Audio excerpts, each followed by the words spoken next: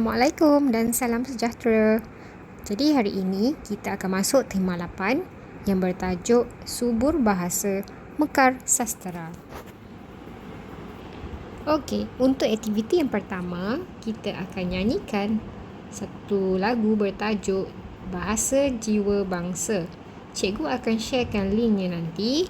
Okey, jadi anda boleh lihat lagu tersebut pada pautan yang akan cikgu berikan dalam YouTube.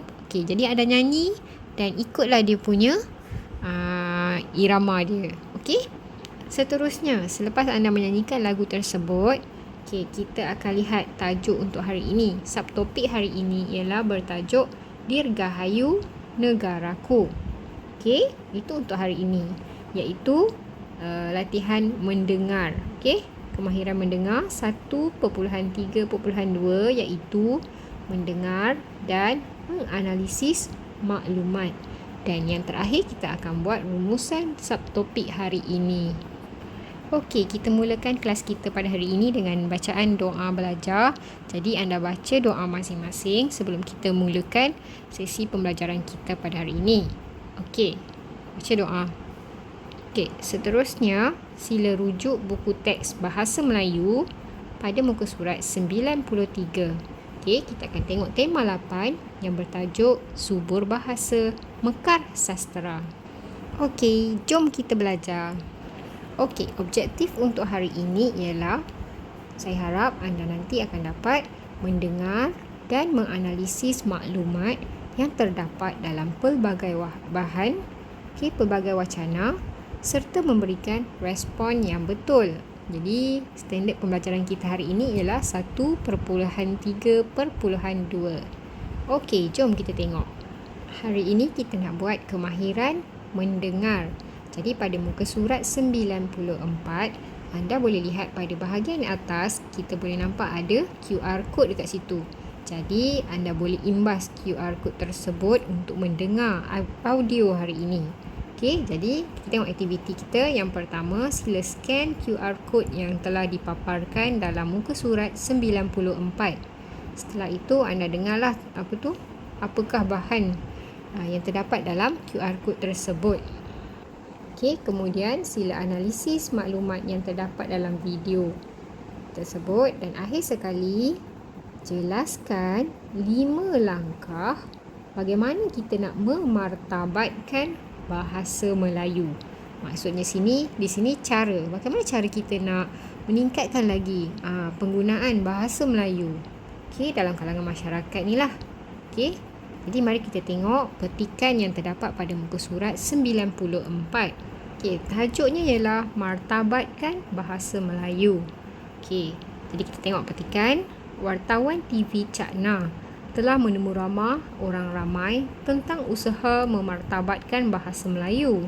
Antara tokoh yang ditemu ramah termasuklah Profesor Datuk Dr. Teo Kok Siong, iaitu seorang ahli bahasa. Okey, beliau menyatakan bahawa kita perlu berbangga dengan bahasa kebangsaan kita.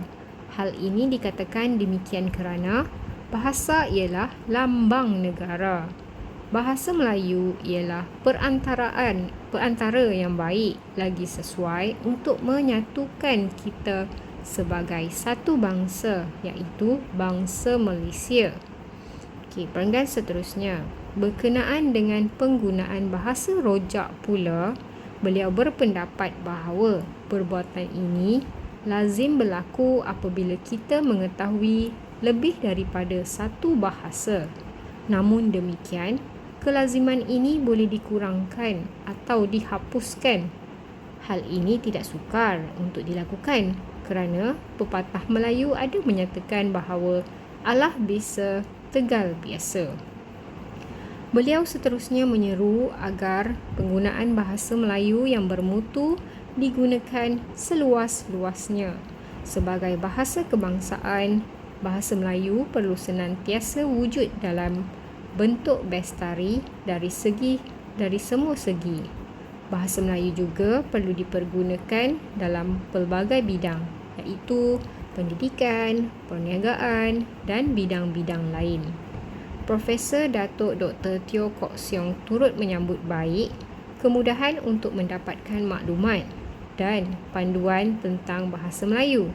Bagi beliau, perkhidmatan seperti khidmat nasihat bahasa yang disediakan oleh Dewan Bahasa dan Pustaka DBP amat bermanfaat untuk pengguna bahasa.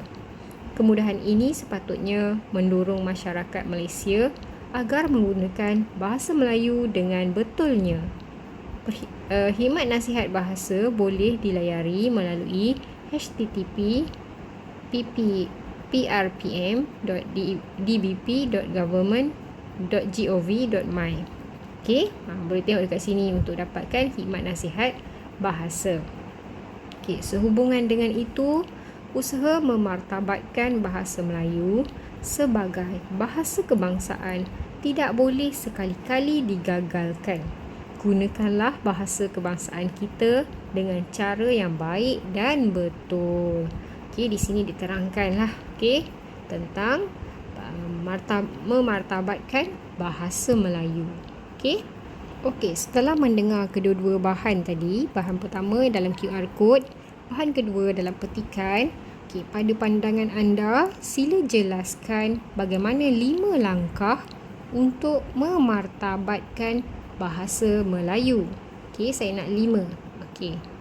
5 langkah, maksudnya 5 cara bagaimana kita nak memartabatkan bahasa Melayu. Jadi, latihan ini sila tuliskan jawapannya di dalam buku nota bahasa Melayu. Kemudian tuliskan, jangan lupa tulis tajuk. Tajuk apa hari ni? Tengok tajuk hari ni, martabatkan bahasa Melayu. Sila tulis tarikh dan juga soalan. Kemudian hantarkan gambar hasil tugasan anda dalam grup Telegram Bahasa Melayu. Boleh PM cikgu personal juga. Jadi itu sahaja untuk tugasan hari ini. Jadi jika ada sebarang pertanyaan, boleh ajukan dalam grup Telegram Bahasa Melayu. Selamat membuat latihan. Terima kasih semua. Bye-bye.